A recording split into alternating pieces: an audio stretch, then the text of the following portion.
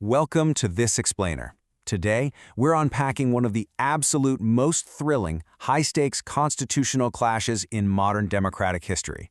Seriously, imagine an epic, decades-long tug-of-war between two absolute heavyweights. On one side, you have a nation's parliament, eager to push through sweeping social changes. And on the other, its Supreme Court, fiercely guarding the fundamental rights of the people. This isn't just dry legal history. It's a dramatic story of power, strategy, and the ultimate creation of a judicial shield that literally changed the entire landscape of Indian law. So, let's map out exactly how this incredible struggle unfolded and led to the birth of the famous Basic Structure Doctrine. All right, let's just jump right into the roadmap for this explainer. We'll be hitting defining rights and state, the power of judicial review, doctrines shielding our rights, the big question of can Parliament amend rights, and finally, the Basic Structure Doctrine itself. First up, Section 1, Defining Rights and the State. So to get us grounded, let's talk about the non-negotiables, those absolute fundamental rights. These include Article 17, which provides the absolute prohibition of untouchability. Then you have Article 21A, securing the right to education. And of course, Article 24, which strictly prohibits the employment of children below 14 years of age in hazardous occupations. You know, these aren't just suggestions. They are the absolute bedrock guarantees provided to citizens. But what's truly fascinating here is how incredibly broad the definition of the state actually is. Under Article 12 of the Constitution, the state isn't just some distant federal entity. No, it encompasses the government and Parliament of India, the government and legislature of each individual state, all local or other authorities within India, and any authorities under the control of the Government of India. Basically, it covers literally any level of government that could potentially infringe on the fundamental rights we just looked at. The rights are the shield, and the state is the massive entity whose immense power has to be kept in check. Moving on to Section 2, the power of judicial review. So judicial review is essentially the ultimate weapon of the courts.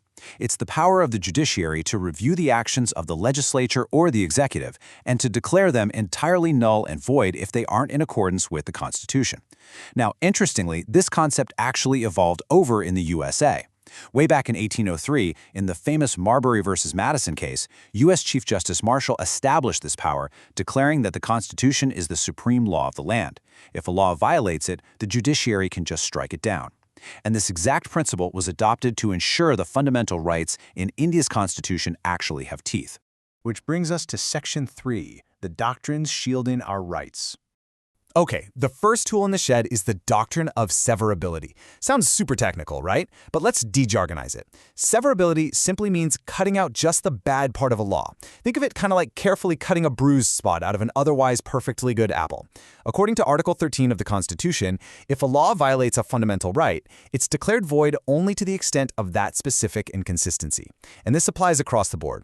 Article 13.1 deals with pre-constitutional laws, meaning laws existing before the Constitution was adopted, making them void where they clash with rights. And Article 13.2 strictly tells the state not to make any new post-constitutional laws that take away these rights. If they do, that contravening part is just severed and voided.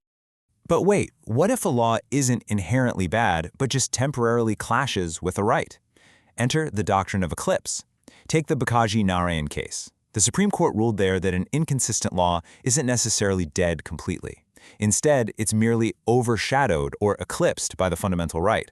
It just kind of sits dormant. And the really cool part, if the Constitution is later amended and that specific prohibition gets removed, the eclipse law comes right out from the shadows and becomes active and effective again.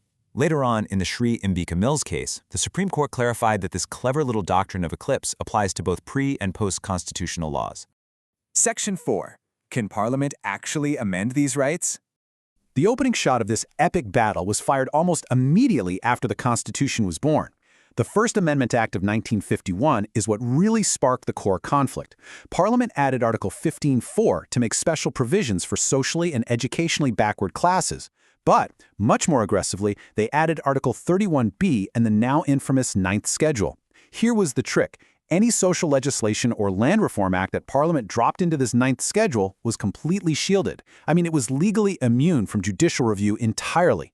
Parliament was basically building an impenetrable fortress to protect its laws from the courts. As you can imagine, this sparked a rapid-fire sequence of legal battles. In 1951, the Shankari Prasad case asked a huge question. Does Parliament actually have the power to amend fundamental rights? The Supreme Court said, yeah, they do. 14 years later, in the 1965 Sajjan Singh case, the court upheld that earlier decision. So Parliament was clearly winning. But then came the massive shockwave of 1967, the Goloknath case. An unusually large 11-judge bench gathered for this one, and by a tight majority of 6-5, the Supreme Court completely reversed itself, delivering a resounding no. They ruled that Parliament actually has absolutely zero power to amend or take away fundamental rights. Now you're probably wondering, if Parliament suddenly had no power to amend rights, what happened to the First Amendment and all those land reforms from the past 16 years? Were they suddenly illegal? To avoid total national chaos, the court in the Goloknath case used a really strategic maneuver called the doctrine of prospective overruling. Simply put, this means their drastic new judgment would only have a prospective effect, meaning it applied only to the future. It did not have a retrospective effect, so all the past constitutional amendments were allowed to stand, even though Parliament was blocked from making any new ones. Of course, Parliament wasn't just going to sit back and accept defeat. No way. They launched a massive counterattack. In 1971, they passed the 24th Amendment Act, and this totally changed the rules of the game. It added a clause stating that constitutional amendments shouldn't be considered ordinary laws that could just be struck down. More importantly, it changed the very nature of Article 368, explicitly handing Parliament the absolute, unquestionable power to amend any part of the Constitution. And yes, that included fundamental rights. The gloves were completely off at this point. And that sets the stage for Section 5. The basic structure doctrine.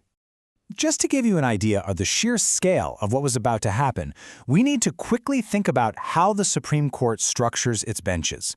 A single-judge bench handles your regular civil and criminal cases. A division bench of 2 judges does the same for appeals. But when there's a massive question about interpreting the Constitution itself, they form a constitutional bench, which requires 5 or more judges. In that Goloknath case we just talked about, remember, they used 11 judges. But for this final, legendary showdown, the 1973 Keshavananda Bharati case, the Supreme Court went all out and assembled a bench of 13 judges. To this day, this remains the largest constitutional bench in the entire history of the Indian Supreme Court. It was an absolute all-hands-on-deck moment to decide the fate of the nation's democratic balance. You can just imagine the tension in that courtroom, right? It must have been electric, because the decision absolutely couldn't have been closer. Those 13 judges were bitterly divided, ultimately delivering their landmark ruling by a razor-thin majority of 7-6. Literally a single vote decided the legal future of the country. So what was the actual ruling from this historic single-vote compromise? Well, the court handed Parliament a huge victory, but with an enormous catch. They held that yes, Parliament does indeed have the power to amend any part of the Constitution, exactly as that 24th Amendment claimed. However, they delivered a total masterstroke of judicial innovation. They ruled that Parliament absolutely cannot alter or disturb the basic structure of the Constitution. And just like that, the basic structure doctrine was officially born. It essentially acts as this invisible, unbreakable shield around the core identity of the Constitution. Now, the really brilliant part is that the court in 1973 didn't explicitly list out exactly what constitutes this basic structure. They left it fluid. Through various judgments in the future, the court would continue to outline and define the specific aspects that make up this untouchable fundamental framework. It's like Parliament can totally renovate the house, but they are absolutely forbidden from tearing down its foundation. Which leaves us with a truly fascinating dilemma to wrap up this explainer. If this incredibly powerful basic structure isn't just some fixed list, but rather something that's continually defined and interpreted by future court judgments, well, who ultimately holds more power in a democracy? Is it the lawmakers that we, the public, directly elect to make sweeping changes? Or is it the unelected judges who hold the ultimate power to interpret the very framework of those laws? It's a delicate, ongoing balance for sure. Understanding this epic tug-of-war is honestly essential to understanding modern democracy itself. Thanks for joining me on this deep dive, and as always, keep questioning the structures around you.